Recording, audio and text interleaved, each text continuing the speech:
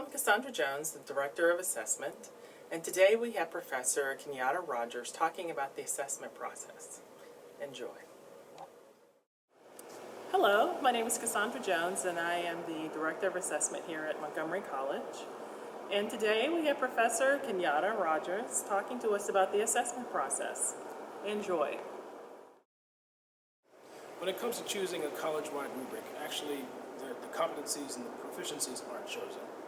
But there is some leeway in terms of how you phrase it, and we wanted to make sure that it was specific to the theater discipline. That took some getting used to. There were competencies that seemed to line up perfectly, and there were others that took a while to figure out how we want to incorporate them without interrupting what we did pedagogically. And we found a way around that, but that took some getting used to. Specifically, theater is responsible for critical analysis and reasoning, for technological competencies, for information literacy, and for arts and aesthetic awareness as a proficiency. When it comes to choosing an assessment tool and choosing, or actually adapting, the college-wide rubric, again, more meetings, more discussions about what we wanted to do and how it matched up best with department or discipline values and the needs we had to assess our students. So we took a look at the college-wide rubric and we made some adaptations that had to be uniform across the program so that everyone in that course was being scored based on that adapted rubric.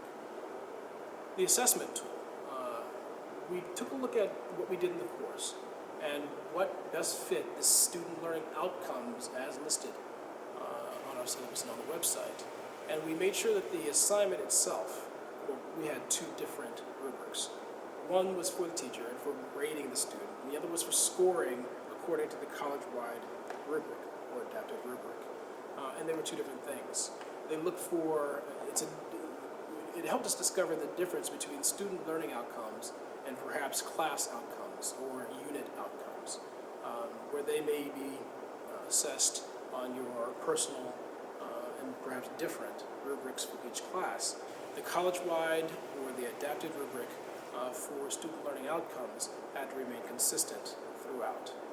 When it came to choosing the tool or the assignment that was best for our students, we wanted to take a look at something that the students would, number one, be excited about and have fun with, but also that had the proper scaffolding that allowed the students to practice the skill before they were going to be assessed at the very end.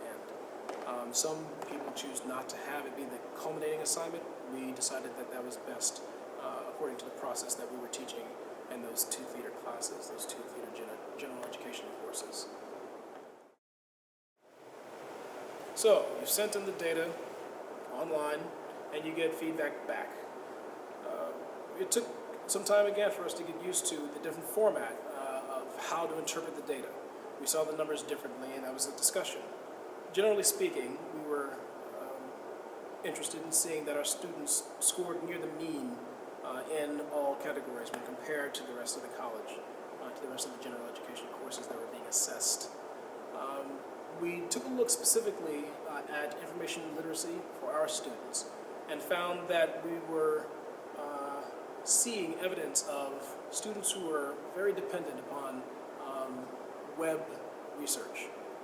That outside of web research there was either confusion or it didn't happen, and that was not something that we were expecting from our course as was taught. So the information let us know that when they were scoring either proficient or below in the information literacy, that was a good conversation for us to have, to say, how do you teach this? How important is this in our pedagogy? And what changes can we make to get the students to use something other than simple Google searches or internet searches? So when it comes to interpreting the data, we've sent all of our information in via MyMC and through the website, and we've gotten some materials back that have been organized by the good folks at Outcomes Assessment. Interpreting the data is another discussion. The numbers are numbers, but we have to make sense of them in our small groups. And of course, we did reach out to Outcomes Assessment and say, what does this mean? And they were very helpful in helping us to interpret. But what we found in terms of interpreting the data vis-a-vis our departmental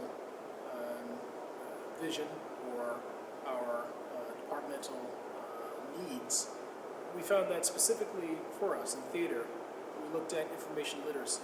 And that was one where we found the students were very dependent on a web-based research style. They use Google searches, simple Google searches, and another web search perhaps. And then beyond that, it was pretty tough for them to satisfy the competency for information literacy. What we looked to was the scaffolding and the assignments that we did before. We assumed that they may have had that in another class, but found that we needed to pay more attention to how to better provide them opportunities to do research outside of the internet to prepare them better for the assessment tool.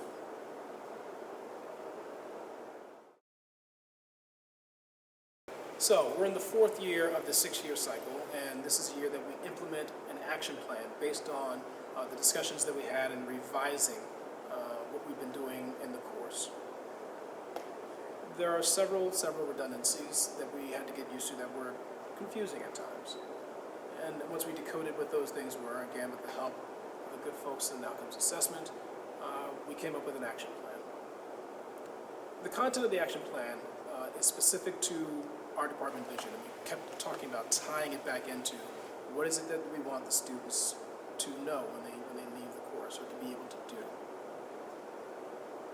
That again comes to the discussion, and I think that it impacts teaching in the classroom directly, and I'll get into that, but the immediate impact was an understanding of the values of your colleagues.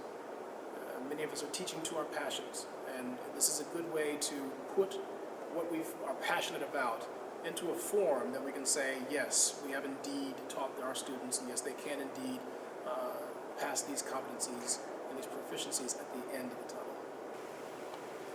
It also gave us an ability to borrow from one another, to borrow teaching methods, teaching styles, material, and to better align our pedagogy. It gives us a chance to examine the course as it's been taught and to make sure that it is keeping up with the times, that it's keeping up with the changing student body and their needs. And then, of course, in the classroom, it directly impacts when the syllabus reflects, or the assignments themselves reflect the conclusions that we came to and the changes that we wanted to make sure that not only were we in compliance and that more and more students were able to be proficient and advanced on the competencies and the proficiencies and the rubrics, but also that the personal rubrics or the rubrics that were tailored for the class or for the assignment were better aligned. It helped us to better align our unit and course outcomes to make sure that we're not just setting up scaffolding for the test or for the rubrics and for the competencies and proficiencies, but that are also specific day-to-day connections for the students about the path that we're going to have them travel throughout the semester.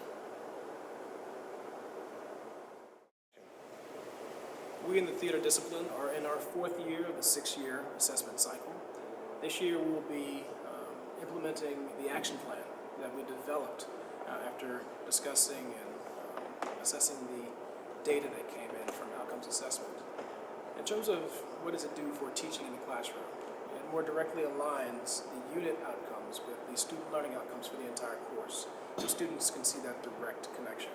And when it comes to aligning it also with the department vision or the discipline vision, that's always defined in terms of what we want our students to know when they leave the college or when they leave our program, so that the skills that they get from the unit, the skills they're supposed to pick up in their student learning outcomes at the end of the course, directly align with those real-world skills that they'll need outside of Montgomery College or in their next institution.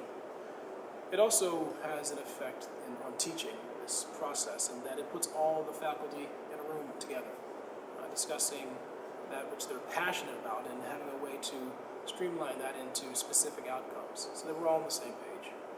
There are redundancies, there can be confusion at times, but talking through it, staying in communication with your fellow faculty members in your discipline, and also reaching out to the people in the college-wide assessment team as resource members can be very helpful. I'm one of those members, and they were very helpful when it came to coming in and talking to us individually, coming in and talking to a group about the assessment process, and to directing us to other resources that you can find on the web.